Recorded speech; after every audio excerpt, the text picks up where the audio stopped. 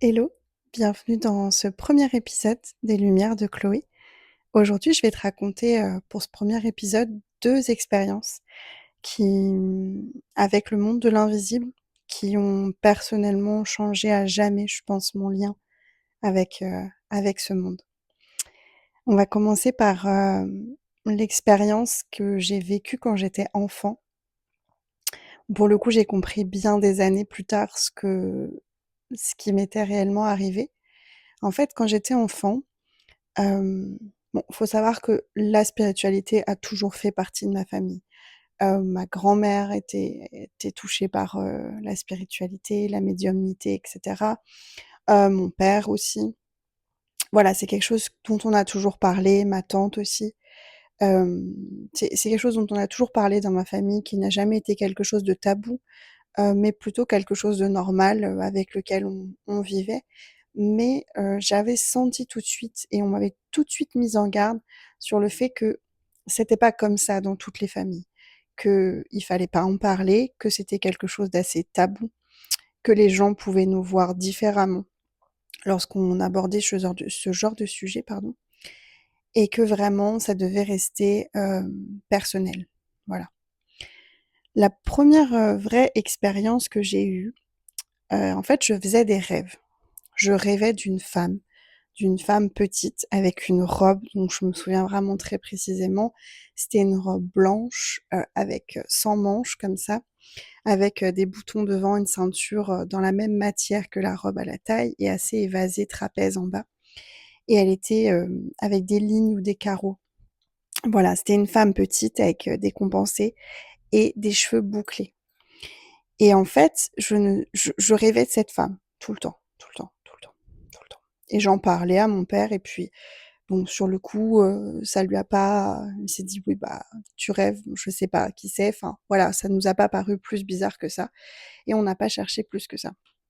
Il faut savoir qu'à l'époque, j'étais enfant, hem et j'avais pas de on n'avait pas de photos de nos grands-parents, enfin de la mère de mon père, on n'avait pas de photos, de sa famille et cetera chez nous.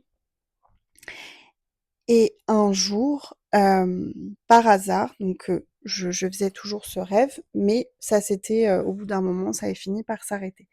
Et cette dame, il faut savoir que dans ses rêves, elle me parlait. Elle me racontait des choses, elle me disait que j'étais comme elle me parlait et elle m'avait l'air familière, mais je savais pas réellement si elle était gentille ou pas. C'était quelqu'un qu'en fait, que je pourrais qualifier de neutre. Je sentais pas quelque chose de très fort avec elle. Moi je considérais ça vraiment comme un rêve, donc j'avais pas d'attachement spécialement à cette personne que je voyais dans les rêves. Il s'est avéré que bien des années plus tard, lorsque ma tante est décédée, on a vidé, sa maison et au moment de vider j'ai mes oreilles qui sifflent. Au moment de vider, cette maison, on a retrouvé plein de photos et à l'époque, mon père m'a dit: «Bah, tiens, regarde, c'est des photos de ta grand-mère».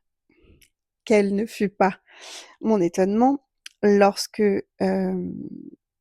j'ai vu que cette femme que je voyais dans mes rêves depuis que j'étais enfant était en réalité ma grand-mère. Il faut savoir que ma grand-mère, elle est décédée dans des circonstances assez tragiques, et avant ma naissance. Pas très longtemps avant, mais quand même avant ma naissance. C'est quelque chose, enfin, c'est une personne dont mon père m'a souvent parlé quand j'étais enfant.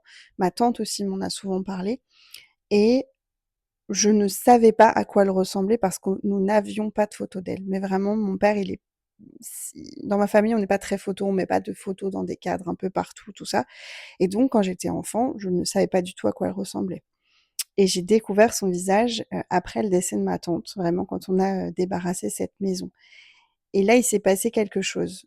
Déjà, je me souviens que mon père a eu un regard un peu différent, j'avais l'impression sur moi en se disant: «Ah, elle est un peu comme elle ou elle est un peu comme nous», je sais pas.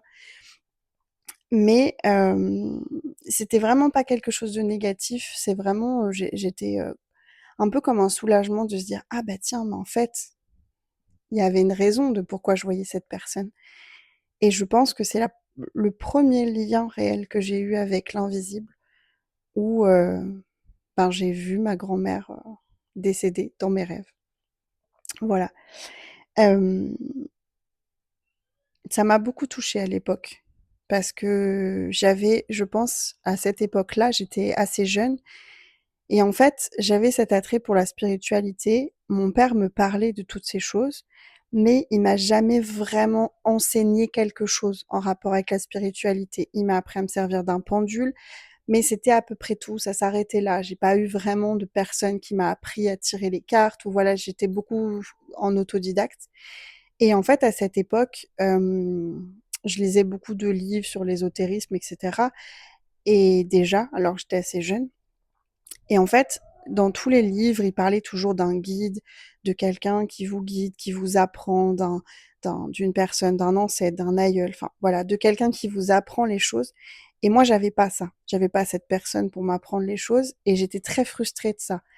Et le jour où j'ai compris qu'en fait, les messages que je recevais, c'était ceux de ma grand-mère, ça m'a fait un soulagement parce que je me suis dit: «Bah, en fait, si, je suis guidée, mais juste pas par le visible». Voilà. La deuxième expérience qui m'a vraiment changée d'un point de vue spirituel, c'est quand j'étais adolescente. Il faut savoir que quand j'étais ado, j'ai eu une période pas facile avec des relations amoureuses très compliquées, une relation avec, ce qu'on pourrait qualifier aujourd'hui d'un pervers narcissique, hein, les filles. Voilà, qui a abusé de moi, psychologiquement, je dirais. Voilà, j'ai rencontré une autre personne qui était liée à cette première, qui m'a aussi abusée psychologiquement. Ça a été très compliqué et je suis tombée malade. Du jour au lendemain, j'ai eu, une très, très, très grosse angine qui s'est transformée, en une maladie auto-immune, bien plus grave et à l'époque, on m'a dit: «Faudra prendre des médicaments toute votre vie». Attention disclaimer, ce que je vais dire là, hem ça n'empêche en aucun cas de se faire soigner et d'aller voir les médecins compétents pour avoir des traitements quand vous êtes malade et cetera. La spiritualité ne guérit pas tout. Les médecins, c'est très important, il faut aller voir le médecin. Voilà, parenthèse fermée. À l'époque, donc j'avais fait, tous les examens qu'il fallait et cetera et puis, ben, on ne savait pas réellement le pourquoi du comment de cette maladie, ce que c'était vraiment et cetera. Et par hasard, ma mère a rencontré une collègue de travail qui lui a dit: «Tiens, je connais un médecin». C'est pas un médecin conventionnel, donc c'est un vrai médecin, elle est vraiment médecin cette dame, mais elle fait d'autres pratiques, un peu plus, spirituelles. Essaye d'aller voir avec ta fille, tu verras, il y a peut-être quelque chose. Enfin quelque chose à en tirer, quoi.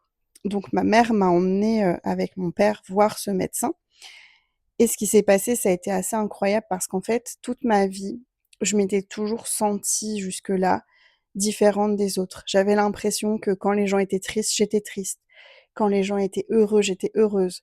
Quand je rentrais dans une pièce, je me sentais remplie, en fait, des émotions des gens qui étaient là et pas les miennes. J'avais l'impression de ressentir les émotions des autres et je savais pas mettre de mots là-dessus. Et quand j'ai rencontré ce médecin, donc au début, elle m'a posé quelques questions, elle travaillait avec les fréquences et cetera. Hem Et elle m'a dit tout de suite, «Vous avez les chakras complètement ouverts, ce qui est assez rare pour votre âge». Et là, elle m'a dit une chose qui maintenant semble assez acquise dans le domaine de la spiritualité, mais qui y était peut-être pas il y a une quinzaine d'années. C'est qu'elle m'a dit: «Vous à 7 ans, ça s'est pas refermé, hein». Alors avec mes parents, on l'a regardée, on n'a pas trop compris ce qu'elle nous racontait et elle a dit: «Si, si, vous ça s'est pas arrêté, ça a toujours continué». Et là, dans ma tête, je me suis dit: «Beh, en fait, oui, mais comment est-ce qu'elle peut le savoir?» Et là, elle m'a demandé: «Vous voulez faire quoi dans votre vie?» Et à l'époque, je voulais, être avocate. Je voulais être avocate, avocate d'affaires ou avocate dans l'art et c'était très précis puisque je voulais faire un double diplôme en russe parce que je voulais travailler sur le domaine de l'art et des affaires en Russie. Donc je voulais être avocate d'affaires en Russie ou avocate en affaires de l'art en Russie. Voilà. Et là, elle m'a regardée, elle m'a laissé finir et elle m'a dit: «Vous ferez autre chose de votre vie». Et je sais pas, ça n'a en reparlant avec ma mère il y a peu de temps, elle m'a dit que ça ne l'avait pas marquée, mais moi, ça m'a énormément marquée et elle m'a dit: «C'est pas ça que vous ferez de votre vie, vous ferez autre chose de votre vie» et elle m'a dit: «Je sais déjà ce que vous ferez de votre vie». Et en fait, ça m'a beaucoup marquée parce que, du coup, je me suis dit: «Mais comment quelqu'un que je ne connais pas peut savoir ce que je ferai de ma vie?» Et tout de suite, elle m'a dit: «Vous, vous pourrez jamais fermer, vous pourrez jamais fermer» et sur le coup, j'ai pas vraiment compris et en fait, il y a quelques années, quand j'ai commencé à me reconnecter à cette, spiritualité que justement j'avais fermée, à toutes ces portes vers l'invisible que j'avais fermées, je me suis rappelée de cette dame et je me suis dit: «Mais en fait, elle avait raison. Elle avait raison, on peut pas se fermer». Parce qu'en fait, je pense que quand on vous donne un don, quand on vous donne ce lien avec l'invisible, c'est parce que vous devez en faire quelque chose.